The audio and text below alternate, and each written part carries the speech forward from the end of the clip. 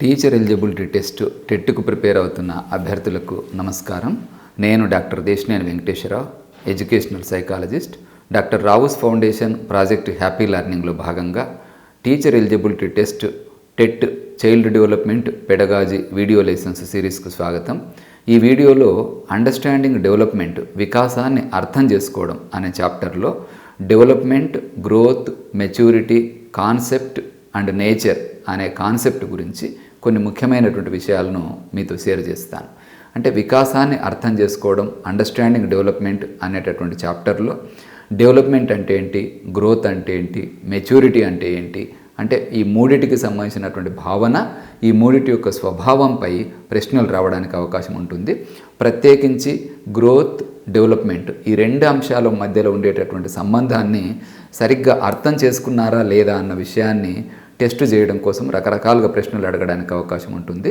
మరి గ్రోత్ అంటే ఏంటి, డెవలప్మెంట్ అంటే ఏంటి, మెచ్యూరిటీ అంటే ఏంటి అన్న విషయాన్ని కనుక మనం చూస్తే, గ్రోత్ అనేది శారీరకపరమైనటువంటి మార్పులను సూచిస్తుంది. తల్లి గర్భంలో ప్రాణం పోసుకున్నప్పటి నుంచి జీవిలో వచ్చేటటువంటి రకరకాల శారీరకమైనటువంటి మార్పులు, అంటే బహిర్గతంగా మనకు కనిపించేటటువంటి అవయవాల్లో కావచ్చు, అంతర్గతంగా ఉండేటటువంటి అవయవాల్లో కావచ్చు, ఈ అవయవాల యొక్క ఆకారం, పరిమాణంలో వచ్చేటటువంటి మార్పులనే మనము గ్రోత్ అని పిలుస్తాం. పెరుగుదల అనేది బాహ్య లేదా అంతర్గత అవయవాల యొక్క ఆకారము, పరిమాణంలో వచ్చేటటువంటి శారీరకపరమైన మార్పులను సూచిస్తుంది.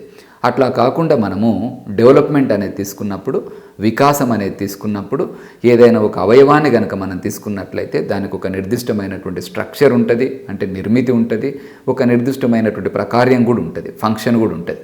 అంటే శరీరంలో ఉండేటటువంటి రకరకాల అవయవాలు ఏవైతే ఉంటాయో, ఈ అవయవాలకు ప్రతి అవయవానికి ఒక నిర్మితి, ఒక ప్రకార్యము, అంటే ఒక స్ట్రక్చరు, ఒక ఫంక్షను అనేటటువంటిది ఉంటుంది. ఈ స్ట్రక్చరు, ఫంక్షను ఈ రెండింటిని సమైక్యపరిచేటటువంటి ప్రక్రియనే మనము డెవలప్మెంట్ అని పిలుస్తాం, వికాసం అని పిలుస్తాం. అందుకే అండర్సన్ అనేటటువంటి సైకాలజిస్ట్ ప్రకారము ఆకారాలు, ప్రకార్యాలు సమైక్యం చేసి విశదపరిచేటటువంటి ప్రక్రియయే వికాసము అని పిలుస్తారు. శరీరంలోని రకరకాల అవయవాల యొక్క ఫంక్షన్ను, స్ట్రక్చర్ను ఇంటగ్రేట్ చేసేటటువంటి లక్షణం అన్నది వికాసానికి ఉంటుంది.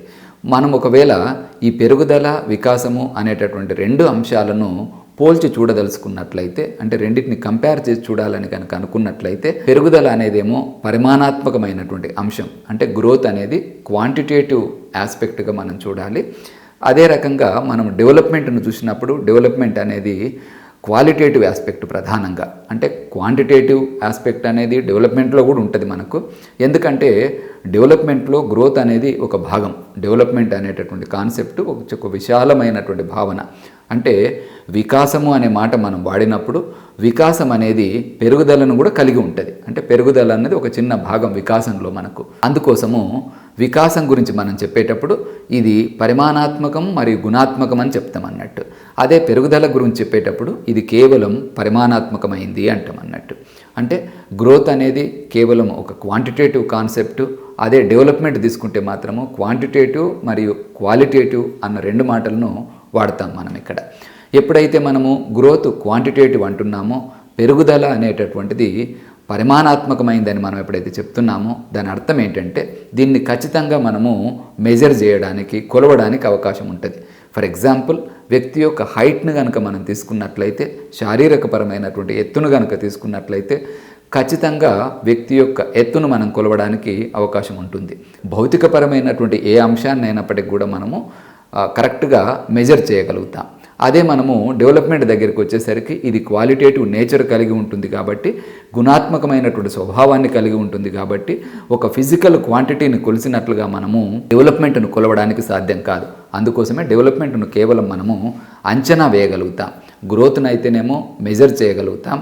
అదే మనము డెవలప్మెంట్ దగ్గరికి వచ్చేసరికి అసెస్మెంట్ చేయగలుగుతాం, ఒక అంచనా వేయగలుగుతాం. ఈ రెండింటి మధ్యలో ఉండేటటువంటి ఒక సంబంధం. అంటే గ్రోత్ క్వాంటిటేటివ్, డెవలప్మెంట్ అన్నది క్వాలిటేటివ్, గ్రోత్ అన్నది మెజరబుల్.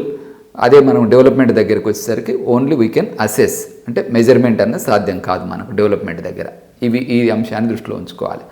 ఇక గ్రోత్ను కనుక మనం చూసినట్లయితే జీవితంలో ఏదో ఒక దశలో గ్రోత్ అనేది, పెరుగుదల అనేది ఆగిపోతుంది. అదే మనం డెవలప్మెంట్ను కనుక తీసుకున్నట్లయితే డెవలప్మెంట్ ఆగిపోవడం అనేది ఉండదు, వికాసం ఆగిపోవడం అనేది ఉండదు. జీవితాంతం కొనసాగేటటువంటి ఒక అవిచ్ఛిన్నమైనటువంటి ప్రక్రియ, అంటే ఒక బ్రేక్ అనేటటువంటిది మనకు డెవలప్మెంట్లో కనిపించదు. అందుకోసమే development is a continuous process అంటాం మనం. అంటే నిరంతరం కొనసాగేటటువంటి ఒక అవిచ్ఛిన్న ప్రక్రియ వికాసం అవుతుంది, మనకు డెవలప్మెంట్ అవుతుంది. అదే గ్రోత్ అయితేనేమో ఇది ఒక కంటిన్యూస్ ప్రాసెస్ కాదు. జీవితంలో ఒక సర్టెన్ ఏజ్ వచ్చిన తర్వాత గ్రోత్ అన్నది ఆగిపోవడం జరుగుతుంది. అంటే ఒక నిర్ణీత వయసును చేరిన తర్వాత, ఫర్ ఎగ్జాంపుల్ మనిషి ఎత్తులో పెద్దగా మార్పు రాదు, మనకు హైట్ అన్నది ఇంకా ఫర్దర్ పెరగడం అనేది జరగదన్నట్టు. ఈ రకంగా గ్రోత్ అనేది ఒక స్టేజ్లో ఆగిపోతే, పెరుగుదల అనేటటువంటిది ఒక స్టేజ్లో ఆగిపోతే, వికాసం అనేటటువంటిది ఆగకుండా నిరంతరం కొనసాగుతుంది అన్న విషయాన్ని గుర్తుపెట్టుకునేటటువంటి ప్రయత్నం చేయాలి. అయితే ఈ పెరుగుదల, వికాసము ఈ రెండు అంశాలు పరస్పరం సంబంధం కలిగినటువంటివి. అంటే గ్రోత్, డెవలప్మెంట్ ఒకదాని యొక్క ఇంపాక్టు ఇంకొక దాని మీద మనకు పడుతూ ఉంటుంది అన్నట్టు. తర్వాత ఎప్పుడైనా మనం గ్రోత్ను గురించి మాట్లాడేటప్పుడు, పెరుగుదల గురించి మాట్లాడేటప్పుడు ఒక ప్రత్యేక అంశాన్ని లెక్కలోకి తీసుకొని మాట్లాడతాం. అంటే ఇప్పుడు ఏదైనా ఒక మనం లంగ్స్ గురించి మాట్లాడుతున్నామా, కిడ్నీ గురించి మాట్లాడుతున్నామా, ఇట్లా ఏదో ప్రత్యేకించి ఒక నిర్దిష్టమైనటువంటి అవయవం గురించి కానీ, ఒక నిర్దిష్టమైనటువంటి శారీరకపరమైన అంశం గురించి కానీ మాట్లాడతాం మనం పెరుగుదల గురించి మాట్లాడేటప్పుడు, గ్రోత్ గురించి మాట్లాడేటప్పుడు. అదే మనము డెవలప్మెంట్ గురించి మాట్లాడేటప్పుడు ఇది ఒక కాంప్రహెన్సివ్గా డెవలప్మెంట్ అనేటటువంటి మాటను వాడతాం. అంటే డెవలప్మెంట్ అనేటటువంటిది సమగ్రమైనటువంటిది. ఇది అంటే ఏదో ఒక నిర్దిష్టమైనటువంటి అంశానికి సంబంధించినటువంటిది కాదు. అంటే అనేక అంశాల యొక్క సమ్మిళితమే మనకు వికాసం అన్నట్టు. అందుకోసమే వికాసం అనేది సమగ్రమైంది అని చెప్తాం అన్నట్టు. ఇక గ్రోత్ అనేటటువంటిది అన్ని సందర్భాల లోపల మనకు డెవలప్మెంట్కు దారి తీయకపోవచ్చు.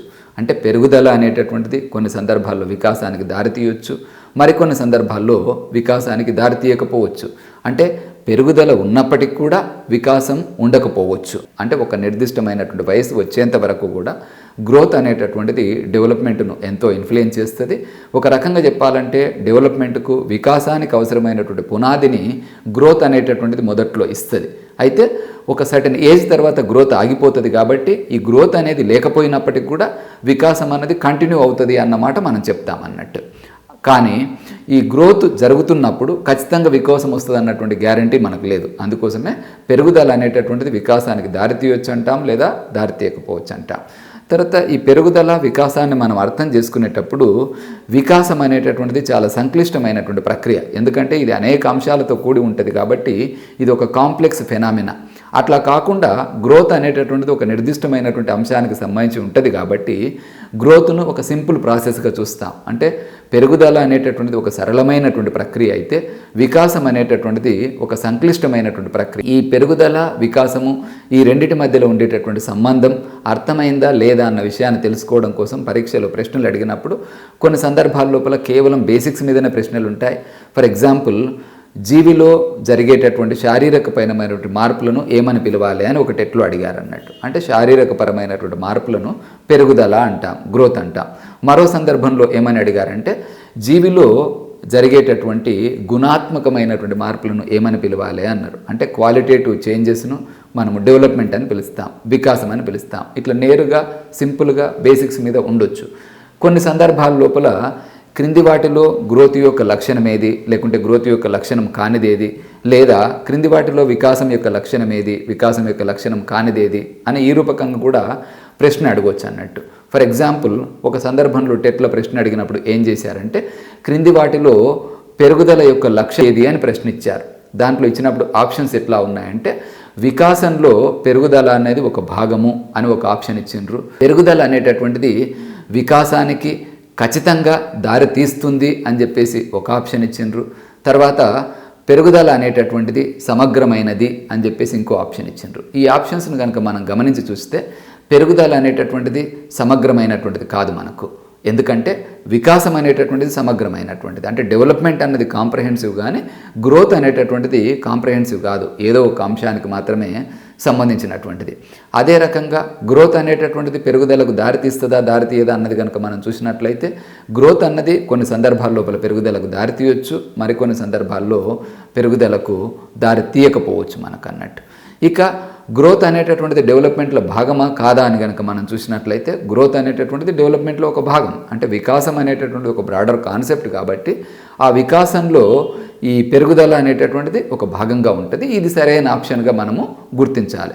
అంటే ఈ రకంగా క్రింది వాటిలో సరైనది ఏది, సరికానిది ఏది అని చెప్పేసి గ్రోత్కు సంబంధించినటువంటి లక్షణాల గురించి కానీ, వికాసానికి సంబంధించినటువంటి లక్షణాల గురించి కానీ ప్రశ్న రావడానికి అవకాశం ఉంటుంది.